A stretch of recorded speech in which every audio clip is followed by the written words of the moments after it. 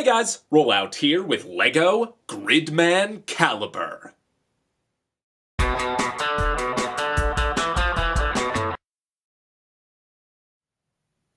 SSSS.GRIDMAN was my favorite anime in a long time. I'm already a fan of the original tokusatsu, which is Ultraman meets the Brave series meets Tron, and I absolutely loved it. Naturally, I wanted to build something from the show. Now this is just Gridman himself, Samurai Calibur, a couple of character vignettes, and that's it. It would have been very difficult to pull off the entire full-powered Gridman combination at this scale, and I've simply decided not to build the other assist weapons for various structural reasons, which will become more apparent as we take a closer look.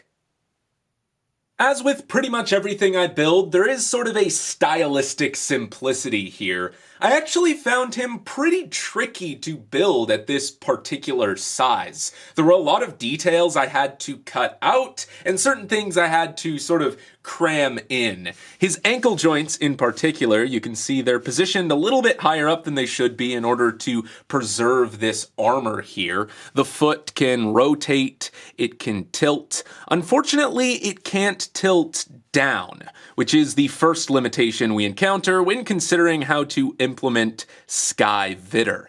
The knee can bend 90 degrees, it can rotate on this T-joint here. Gridman's undersuit is primarily red with black accents, and I've represented that with red clips and a black pneumatic T. Now if they did make the T in red, I would probably prefer that, but I'm working with what I've got. There is a rotation in the thigh and another T-joint in the hip so that can swing out and move forward and back. Unfortunately, this connection here and this connection here are stud friction. And while that's mostly fine on its own, it does mean that you can't really expect something like this to support any additional weight, like a pair of jet pants, for instance. If I were to build this into Sky Gridman, I'd probably just replace the leg entirely, and I'm not super comfortable with parts forming on that level. I'm quite proud of the way these colors and shapes come together to form his torso assembly. You can see that I've used a standard orange for his chest light instead of bright light orange, and that's so it contrasts a little bit better with his yellow accents. There is a waist rotation. This does break up his back armor a little bit, but nothing too bad. There are a few details missing from his back here, specifically a couple bits of blue up top and then red vents inside of his thrusters. There wasn't an easy way for me to implement those details without it being overtly visible from the side. I could have used red 1x1s here, of course, but that seems just a little bit obvious, and I think this looks a whole lot better from a lot more angles. On top of that, most of the toys do it this way too. They just leave the backpack silver, and honestly, if it's good enough for them, it's good enough for me. An unexpected benefit of the thrusters being hollow, though, is that you can actually fit effect parts inside them, and that's pretty cool.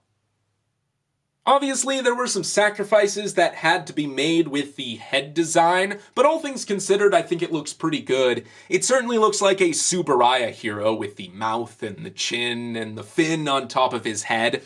That fin is a little bit wider than it should be, but I didn't like how any of the alternatives looked, so I settled for this. Unfortunately, there is quite an important detail missing, and that is the little tiny timer beacon jewel on his forehead. I don't really see how I could have included that without a sticker or a printed element, so I looked at a picture of Gridman, I squinted, and the most prevalent colors I saw on his forehead were red and yellow. I made sure to have those present, and I called it good. I think he looks rather recognizable though, at least from a distance. Now the neck has a rotation and also a hinge. It was pretty important to me that his neck jointage remained completely red for some reason, and luckily robot claws come in that color, which made things easy for me. There's also a little bit of play in the tension of the clips used in his neck, so you can get his head all the way up there to replicate certain signature poses he assumes in the show. Coming up with a solution for the shoulder armor caused me more headaches than anything else. They're supposed to be a lot more bulbous, and they have segments that sort of collapse when he raises his arms, and I just couldn't do that in a way that I thought looked good at all, without just completely hindering his articulation. Because I wanted his arms to come out all the way like this. I wanted a rotation here so that he could assume all of the various poses that lead up to his grid beam. And so I just needed to sort of sacrifice a lot of the detail in his shoulder area here to make room for these joints. And in the end, I'm fairly satisfied with the way it looks, despite the technical inaccuracy. It goes without saying that the rest of the arm needs sufficient articulation in order to lift the primal acceptor and do the actual grid beam pose. The bicep can collapse in order to give this T-joint a little bit of extra range so that he can assume the full curl. There's a rotation here, a rotation in the middle, and then a bend at the wrist. There's supposed to be a bar that connects this piece of armor and this piece of armor, but this was another scenario where I sort of had to squint at it and determine which color was more important. In this case, the blue won out. Unfortunately, just like in the hips, both this and this are stud friction connections. So if I were to turn this into Max Gridman, once again, I would probably just replace the arms entirely. Buster Gridman would be a little bit easier. Buster Boar just sort of connects to his chest, but even in that scenario, he would still need an alternate helmet, and the helmets are a little bit too complex to build on top of this. I would have to replace his head entirely. And at a certain point, I'm replacing so many parts that it becomes unrealistic. Full-powered Gridman would barely be Gridman at all. Fortunately, Samurai Calibur is just a big ol' sword. Now in the show, it does incorporate into some of the other combinations, either as an axe or a chest piece, but because those transformations were none of my concern, I was able to simplify the build a little bit. That way it could be very thin, and more importantly, extremely light. This is a very big sword. It is longer than Gridman is tall. In fact, I built this little stand here so that I could display it upright if I wanted to.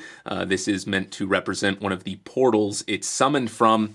But more often than not, this is going to be held by Gridman, and so it needed to be light enough for him to support it. Before we take a look at that though, I do want to go over some of the finer details. You can see there's lots of interesting snot techniques going on here. I'm particularly proud of this shape here, as well as the stripe in the middle. It has the green blinky jewel eye there, which could probably be a little bit bigger, but I like the way that this execution looks.